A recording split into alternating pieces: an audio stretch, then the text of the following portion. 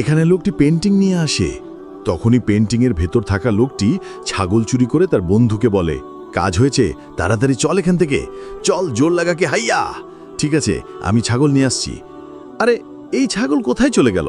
ভাই সাহেব, আপনি এখানে কোনো ছাগল দেখেছেন? ছাগল? কি ছাগল? সাদা রঙের ছাগল। আচ্ছা, আপনি ওদিকে দেখেন। ধন্যবাদ ভাই, তুই ফ্রেম থেকে বাইরে আয়, ও আবার আসতে পারে।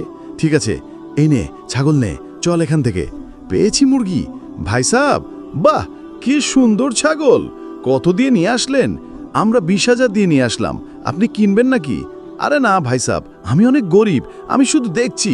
ঠিক আছে তাহলে ভাই সাহেব, আমাকে একটু সাহায্য করবেন? কিভাবে সাহায্য করব?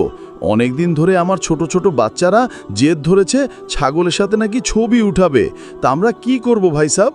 রাগ করবেন না, বাচ্চাদের ছবি তুলে দিলে 1,000 টাকা দিব। 1,000 টাকা? আরে আমাদের সমস্যা কি? 5 মিনিটের জন্যই তো। কোথায় আপনাদের ঘর? এই তো সামনেই, চলেন। এটাই আমার ঘর। এই গেট খোলো তোমরা। চলো বাচ্চারা, ছাগলের সাথে দাঁড়িয়ে যাও, ছবি তুলবো। ছবি তোলা হয়ে গেছে, যাও তোমরা। ঠিক আছে ভাই সাহেব, আমরা আসি। ভাই সাহেব, ছাগলটিকে 1 মিনিট ভেতরে নিতে দেবেন? ঠিক আছে, তাড়াতাড়ি নিয়ে আসবে।